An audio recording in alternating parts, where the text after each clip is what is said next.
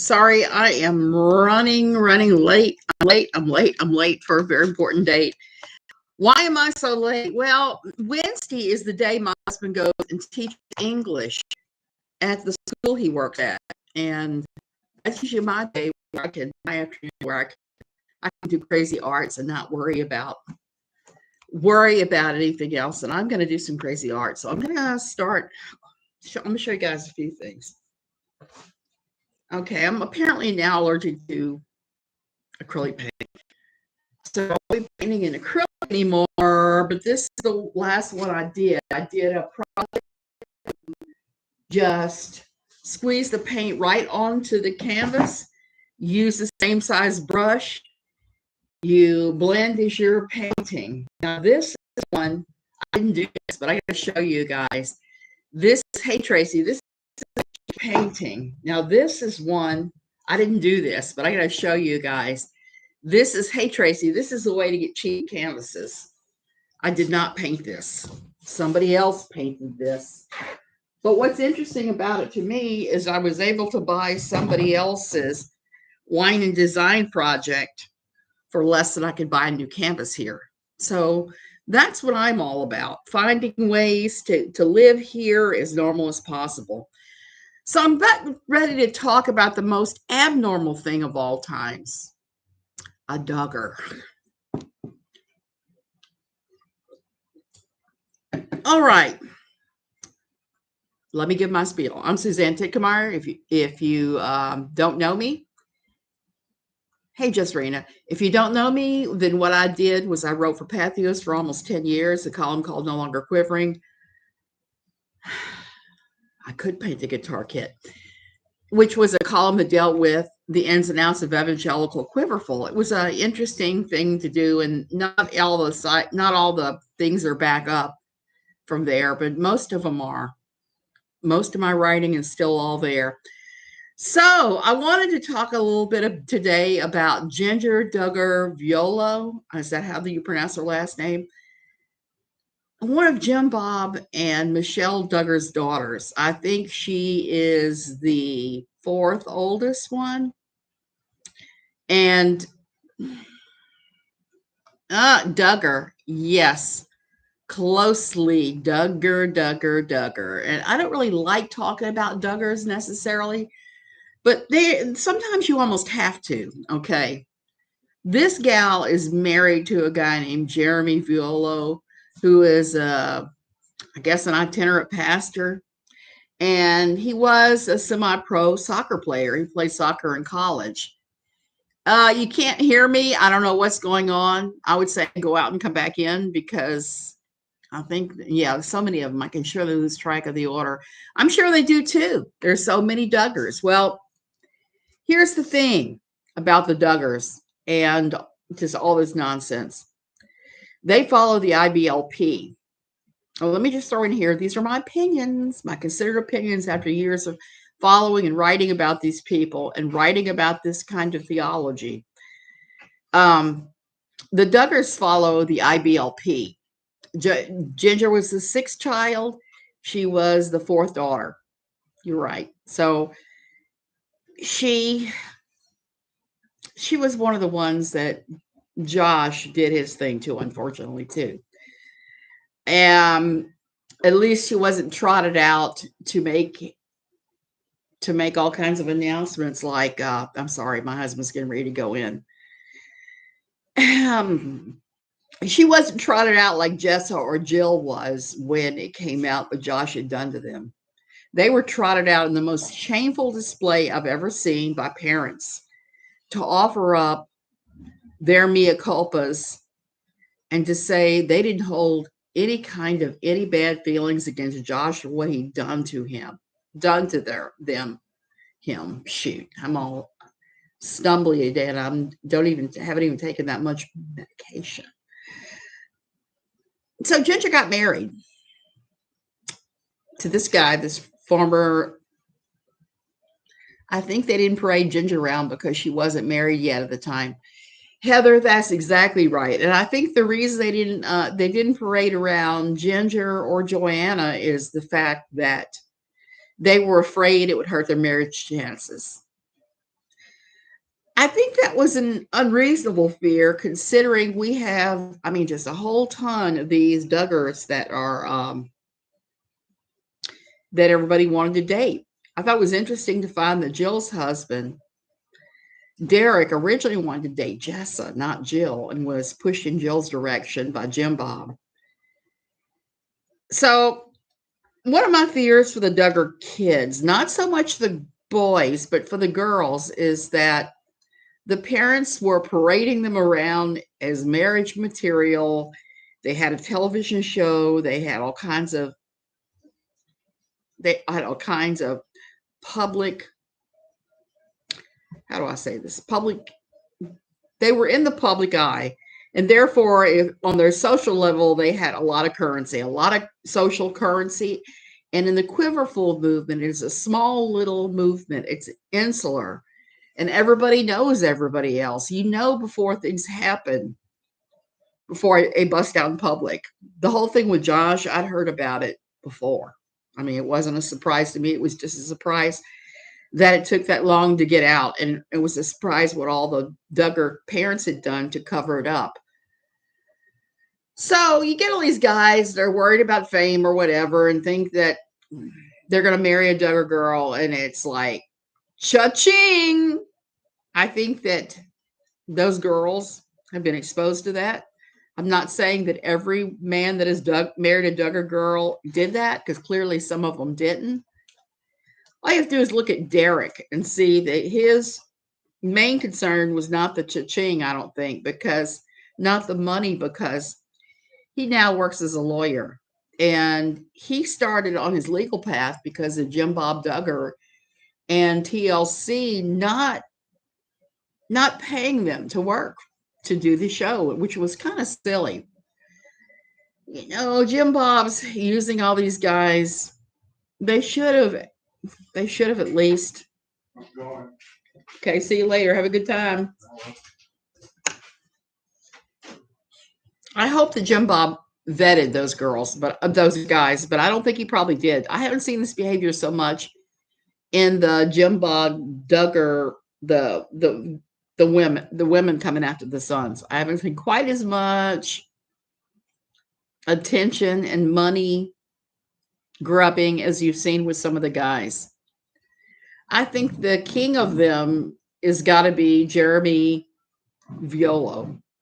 Why do I say that? I think he is a worse version of Jim Bob Duggar. Why is he worse? Well, because he is Mr. Trendy.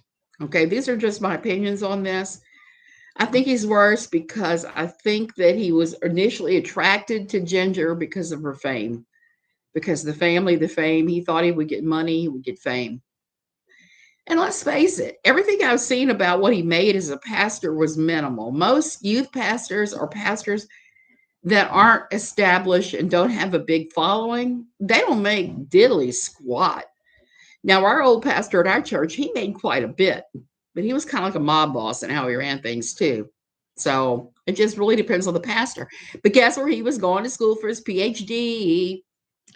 My old pastor was going to school at the Master's Seminary, the same place where Jeremy is right now studying religion. So in all the time that him and Ginger have been married, you see him spotting $100, $500 sneakers and trendy jeans and Rolex and all sorts of things that are quite costly. Hey, Aussie. And oh, wow, my husband's backing up the car and I see there is a piece of earth moving equipment in front of our driveway. The gates just opened and there it is. Okay, I can squeeze by it. So the guys, Jeremy is the one that seems to be the most in love with labels. And since they've been married, it's come out that he makes minimal as a pastor when they were working in, I guess it was Laredo, Texas, made almost nothing. The bulk of their income has come from Ginger, his wife, doing brand deals, doing all kinds of different things. They've written books together. She's written books on her own. And that is how they supported themselves. Apparently, she makes between $100,000 and $200,000 a year. So she's no longer riding the Duggar train, which is probably a good thing, because if you have to divide that money up between all those siblings, it would probably not be much money. So now you got Jeremy going to the master's seminary for his training, and they're both going to John MacArthur's church. John MacArthur is the one that runs the master's seminary. Hey to Norway from Costa Rica. I don't want to mangle your name any more than all you do. And they're living in Los Angeles, which seems to be the place where a lot of people who are very stuck on themselves end up living. I mean, it's a place of artifice. I've been there a handful of times myself, and I was just not impressed. She wouldn't get it. Jim Bob wouldn't hold it for her. Probably not. So she has found the zeitgeist friendly way to make money, which is writing books. So right now she's writing a book that's coming out shortly about how she left the IBLP for John MacArthur's theology. I consider this a lateral move. It's like jumping out of the frying pan and not jumping in the fire, just jumping in a different colored frying pan. The theologies are very similar, very, very similar. And some of the bona fides are very similar. So that's what she's doing for a living now. She wasn't able to keep up with the brand deals because there are people like the lady I'm not going to mention that anytime you get a brand deal, like with Cronuts or whatever, they've called the brand and had the thing canceled by saying, look at the Duggar family. Yes. So Miss Tortious Interference had tortious interference on Ginger and her husband. That's what she does. So I don't think they're making much in the way of brand deals any longer. And they're posting constantly on the Instagram, which I think has got to be monetized, pictures of themselves. Yeah, she did destroy them. Pictures of themselves in designer goods, doing all these different things, and holding this up as a picture of what Christianity should look like. I'm sorry, but $500 sneakers is not why Jesus came. You want to wear $500 sneakers and you could afford them, go for it with my blessing. Go forth and put sneakers on. But don't promote that stuff as the only way to be. So they've gone to John MacArthur's church, and I want to talk a little bit about what John MacArthur is like so you can understand how she went from one frying pan to a different frying pan and a different color. This is just similar, what she had, similar Kool-Aid. And I have to laugh at MacArthur because our old church followed some of his teachings, but clearly not all of them, as you're about to find out. The John MacArthur, he is very, very influential in Los Angeles area. His church is called Grace Community Church, and it's in Sun Valley, California. He is the chancellor emeritus of the Masters University and the Masters Seminar, where my old pastor used to go. He likes expository preaching. It's a form of preaching where they take a text or a passage in the Bible, they explain what it means, what it says, and that is the only acceptable answer. Instead of being like, I have heard scriptures described by various people as like a gemstone with all the different facets, and you can get different meanings, you just look at it different ways. No, they oppose that. I saw Jessa hawking expensive baby furniture and accessories just a few months ago after the interference. Yes, she has done that. And I don't know why the gal without balls, the gal without a 8-ball or a crystal ball or any kind of balls didn't jump right on that. But that's Jess has started doing that again, started being a brand ambassador, and I guess maybe this lady is too busy with her lawsuit with another kind of church, with 7M and the Shekinah Church and all of that. I guess she's too busy with that to worry about that.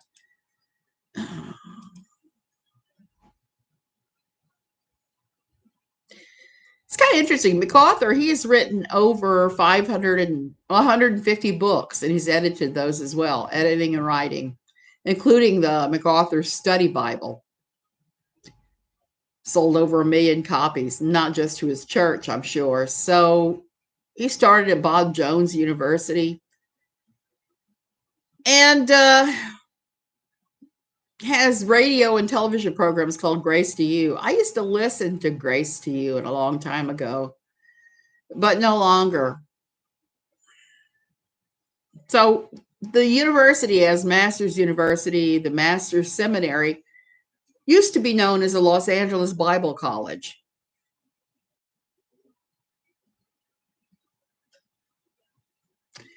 One of the things about MacArthur is the exact same thing you're going to find at the IBLP and a lot of these places.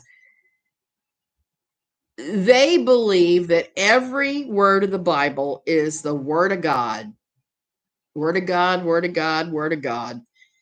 And that is settled, that every word is the word of God. It only has one meaning, and you are to follow every single one of them.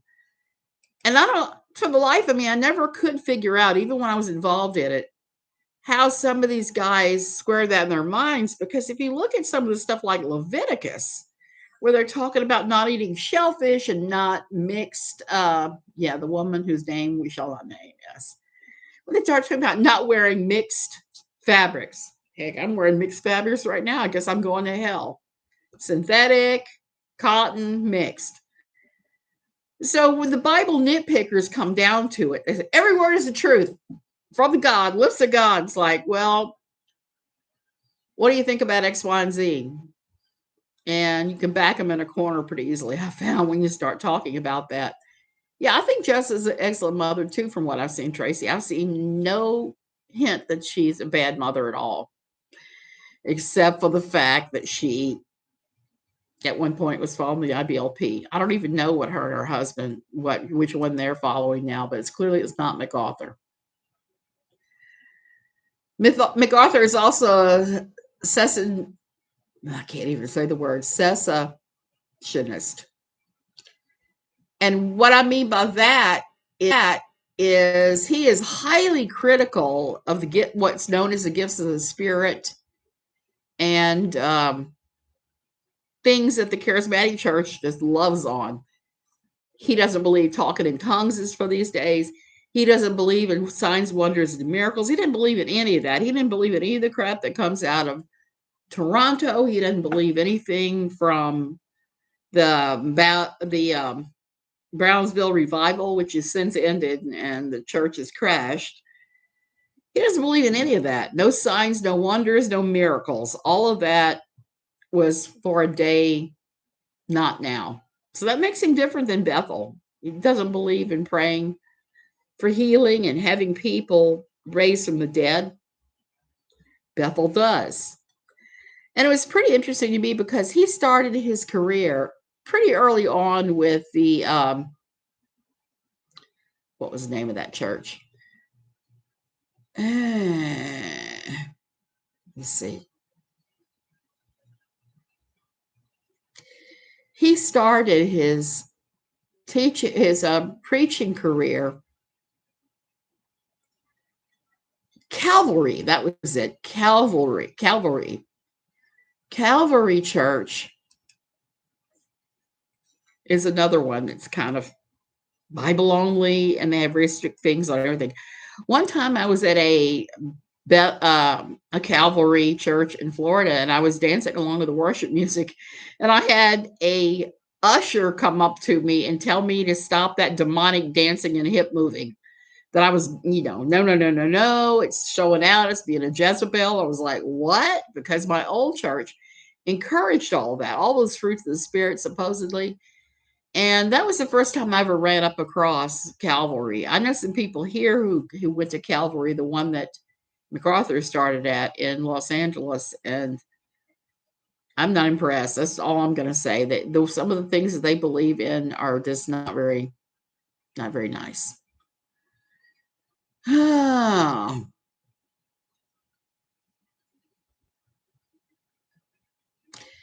He is a complementarian. And what do I mean by complementarian? When you're a complementarian, you believe that women don't take the pulpit for any reason, women don't speak in church, women don't do anything like that. Women make the potato salad and the deviled eggs, and they teach Sunday school and all those sort of things. Oh, nobody, I know what that's like. I was a little late because my husband was late for leaving for work and he was stressing me out. So that took me behind too. So complimentary and a compliment. I don't know why I'm struggling with this. I've said this word 5 trillion times. It's just one of those days. Complementarianism believes that women's role is a support role only. You're just there to prop up the little man. So IBLP believes that, and John MacArthur's church, where Ginger and Jeremy go, believes that too. So that's what I mean when I'm saying that them changing to MacArthur's church is it's a lateral move. It's not anything that different, except that the people that go to MacArthur's church seem to be a hair more sophisticated and well-to-do than anybody going to the IBLP.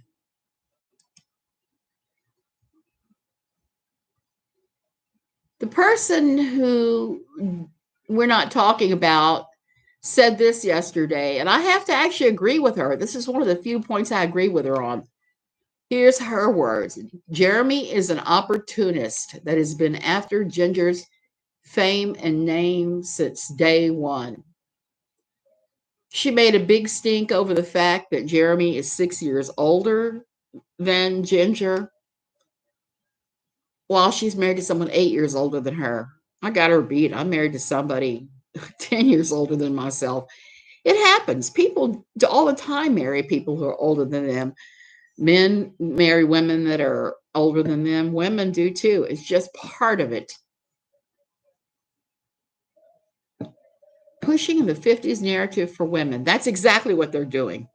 And they're pretending that works. And the sad thing is, it doesn't really work. I wish it did work. You know why? I'm going to throw this out there too. I wish it would work because so many women want to stay home with their kids. And being a feminist, I believe if that's what you want it, not your husband, but you want it. You've talked about it together and you've reached a joint decision, then yeah, be a stay-at-home mother. But the reality with our society is that it's not financially sustainable. Nowadays, sadly enough, it takes 2 full incomes to make ends meet. There were times when I worked and worked a lot of hours, but I didn't much like it. I would have preferred to be a stay-at-home mother all the time too, but I don't know who's going to pay the bills. When I had 2 kids in college at the same time, that was the tightest penny pinching period I've ever been in my life. And it was awful. And that is a reality for a lot of funny town. What do I mean by penny pinching extreme? I mean stuff like we're not turning the heat on until it reaches 40 degrees in the house sort of thing. And having beans for dinner. I mean, you just cut way back, canceled most of our cable service, did a lower grade internet, all of that. You just do what you have to do and patch your old clothes and make them do. Yep, I stayed home with my boys, went to school, and then I went to work. Oh, see, that's pretty much the way most people do it if they're going to do it. I married someone younger than me. I too look younger than I'm able because the disorder you have. Well, sweet pea, that's one benefit of being sick. That kind of. Shaylin, I'm sorry you did. So there's some things that are pretty normal that someone is shading is shameful. No one should really have anything to say about the age of anybody else's spouse unless it's like a 50-year-old man trying to marry a 16-year-old girl. Like, I wish I could remember the name of the guy. It was Doug something or other who married the gal that walked around looking like a living Barbie doll. She was like 15. But other than that, it's really nobody's business. So it's really none of this person's business. And like I said, it's ironic because her husband is older than this. The gap is much larger between the two of them. She did have a good point with one thing. She said that Jeremy was sophisticated. He was traveled. He had experienced all these different things, and Ginger was very, very, very sheltered. That is true. And that is another reason why I'm kind of agreeing with her on Jeremy maybe being an opportunist and a user because he was so different. Yeah, in the FDLS, they marry much younger all the time. Yes, they do. And they sometimes marry as young as 13, which is sick. So with Jeremy and Ginger, yeah, he was more sophisticated than her. He'd traveled more. He'd been to more things and experienced. His family's life was much more normal than what Ginger went through. So I'm willing to give Ginger a pass on wearing designer duds and living in LA because she's living literally her best life. What I'm not willing to give her a pass on is pretending that John MacArthur and the IBLP are that far apart. They just aren't. They're not very far apart at all. And he believes in the rapture and all kinds of just way out there things.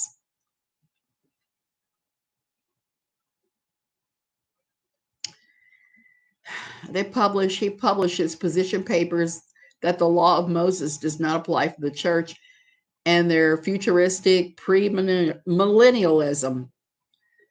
It's just some really far out there things.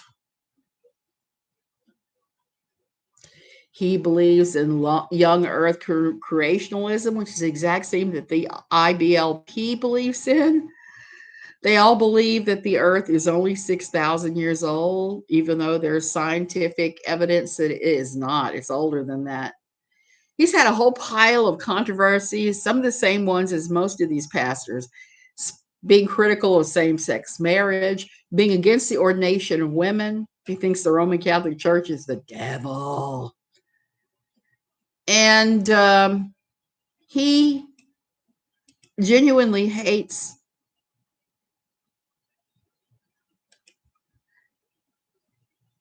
the social justice movement and all of the protests that everybody does. He thinks that is wrong and that is yuck. I think the rapture came around in the 19th century like the prosperity gospel. Exactly, it did. And there's no biblical support for that.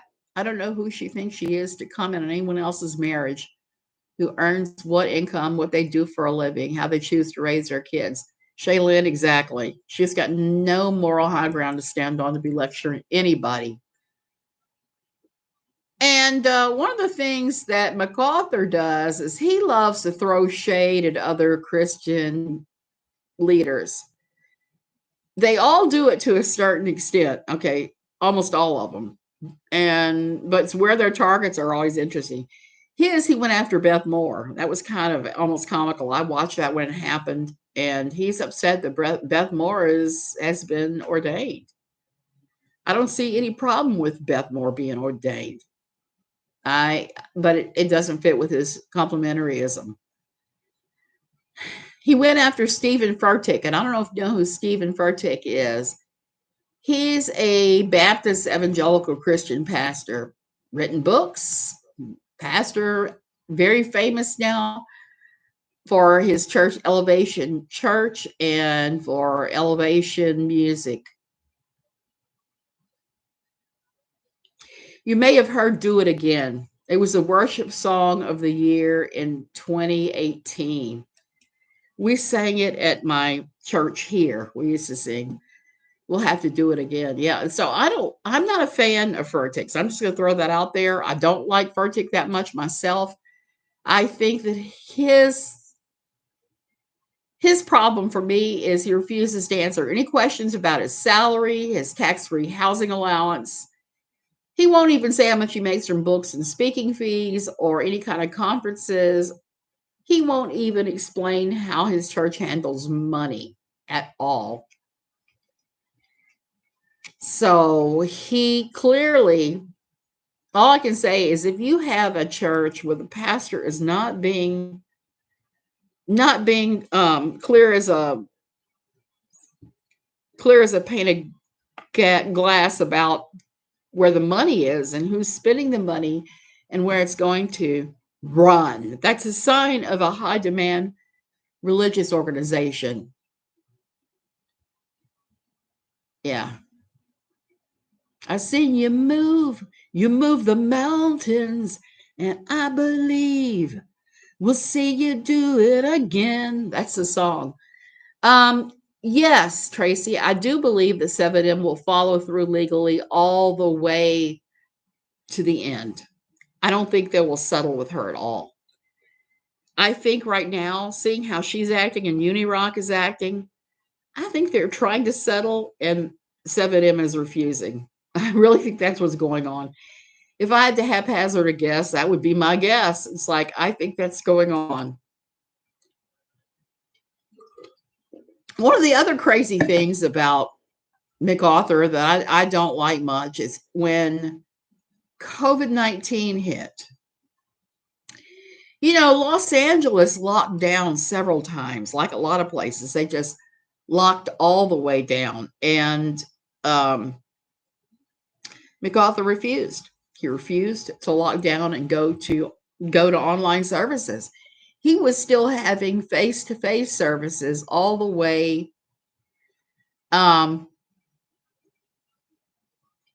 way down, and they were trying to serve him. I'm sorry, I'm weird today. They started me on a new medicine for my stomach, and it helps, but it's starting to make me have repetitive motions, and my brain is just fried. It is. I got to tell you this real quick. It's part of the amphetamine family, specifically, but it does work on stomach problems that nothing else will. And so I'm experiencing a little Katie Joyism today because of it. Okay. Unirock and her have started fighting with each other in front of everybody. I think it's a distraction. I don't think they're actually mad at each other. I think this is another planned distraction. And I think it's to distract away any attention from the looming 7M thing. Yep. Unirock is her cover boy trying to get people to believe her. Exactly. He's mad right now because he says Steve McRae has somehow dissed his service in the U.S. military. We've all talked about it on Twitter. Nobody believes that he was in the service because of his blabbermouth. And I've seen nothing. He's had no bona fides. He's brought up no proof that he was ever in the military. Unirock, if you were in the military, thank you for your service, but I seriously doubt it. I doubt it without seeing bona fides. My husband was in the service for some years. Early in our marriage, that's why we had to move all over the place, Germany, Turkey, all these different places that we went to. And he was in military intelligence. He speaks Russian. I know Steve was. Uni, I don't know. So now he's very upset about that because we've all said, bona fides, please, receipts, or you're just some guy flapping your gums. I think maybe he went in and probably washed out either in AIT or in basic would be my guess, but I have been known to be wrong too. Okay, Magic 8 Ball, was Uni ever in the military?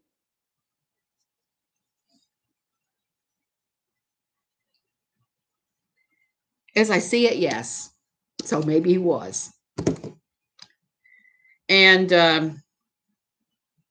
John MacArthur is the current idol that Jeremy is worshiping.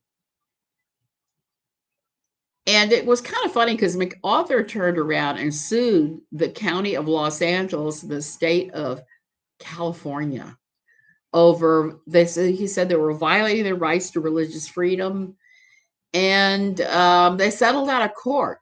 The county of Los Angeles and state of California, I'm looking at Wikipedia, had to pay him $400,000 each to Grace Community Church. So he did not want to shut down because 97% of people survived COVID. So he thought that church was a better thing and exposing people to COVID than that. There's always the dishonorable discharge angel. Thought about that too. I mean, even if he made it through, God forbid, some months, nothing to say he wasn't dishonorably discharged. I'd like to see his DD 214 and see what's on that, because that would show Russian. Tracy, it's less sexy than it sounds. He was gone a lot. He was gone a lot in the field speaking Russian. And he only told me the curse words. I only know the curse words and a few other things. So I got to tell you, I got a little aside about my husband. Speaks multiple foreign languages. Well, me, I have trouble enough with English. And if you throw German, I spoke German pretty fluently there for a while, but Spanish, I struggle. I am just now being able to have conversations like, how much is that? Will you take my credit card? Those kind of long conversations. Or how are you doing today, sort of thing. Oh, I'm fine. I have pain in my head. Those are the conversations that he picked up right away that has taken me forever. Exposing them to COVID helps them meet Jesus sooner. That's exactly right. He said that the sin virus was way worse than the COVID virus.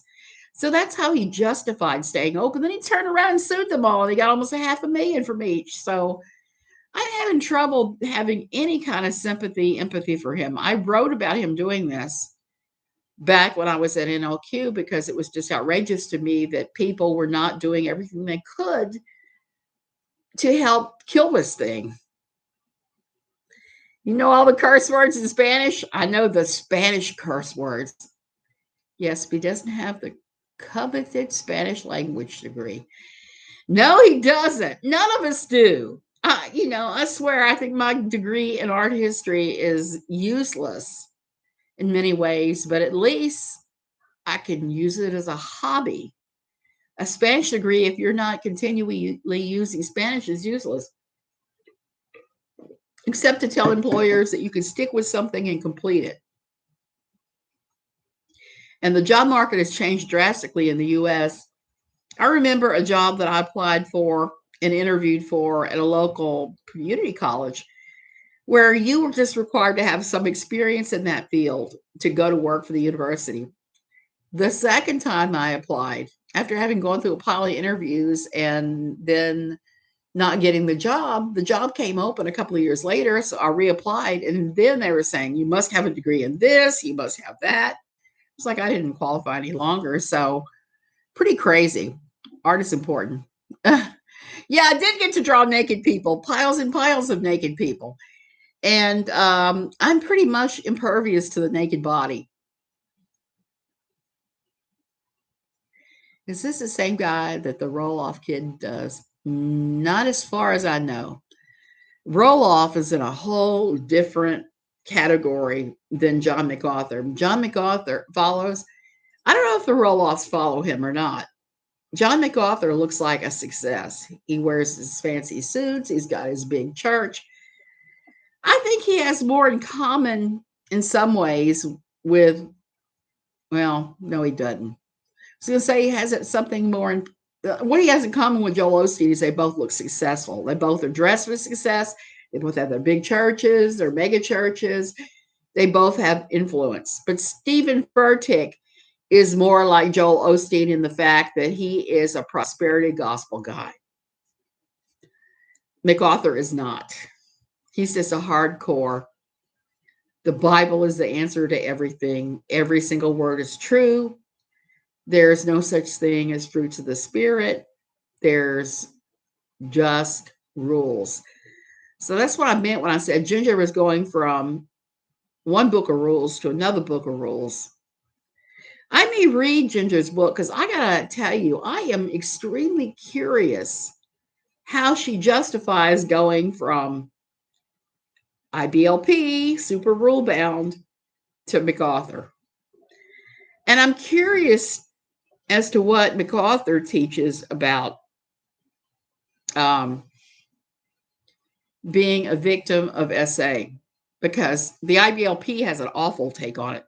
They say if you are SA'd, that you are responsible for that in some way, that you somehow provoked it, or and that God is using it to teach you a lesson, different things like that they teach on that. And it just horrifies me. Plus all of Jeremy's rules. Yes, yes, yes. Babe's got to stay skinny. Babe's got to wear designer clothes. Babe's got to do this and that and the other. So I'm sure that Jeremy has a ton of rules for her. As many rules for her as he has polished his Rolex. I'm sure of it. And he's not even past a Rolex, which was someone I knew.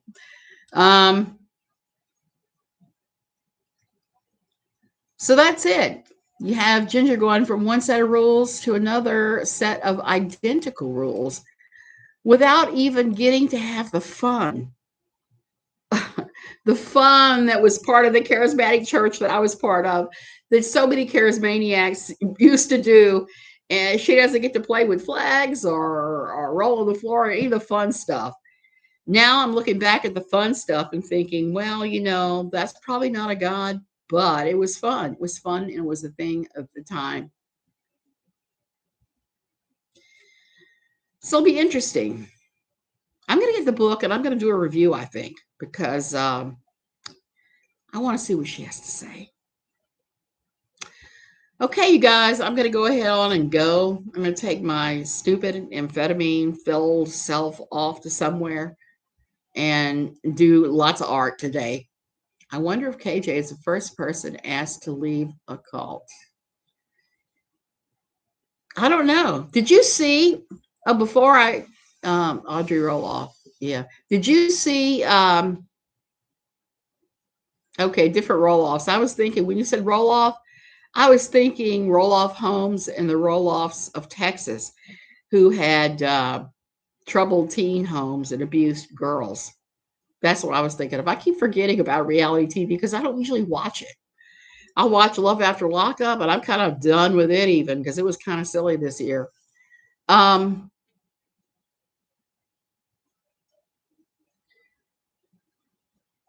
There was somebody on Reddit that was claiming that she knew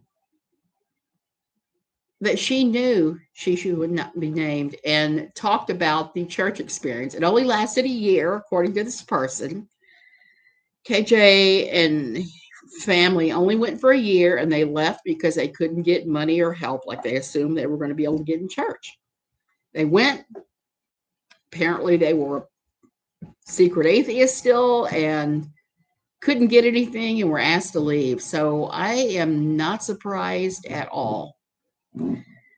But like I said, yesterday I was crying over this because she's using part of my story and part of other people's story to make it sound like she was part of a CULT, and she was clearly not. Very few Christian churches qualify as a CULT. I wouldn't even call Hillsong or John MacArthur, what he does, as a CULT. I call that high demand religious organizations, which I've been a part of. So I understand that is just the bad, nasty stuff that happens. And to say that it is a CULT is rather disingenuous. It may hit some of the markers of the bite model, but not all of them. That reminded me of an episode of Malcolm in the Middle in later seasons. Java Man, what was it like? Because I'm looking at stuff like that.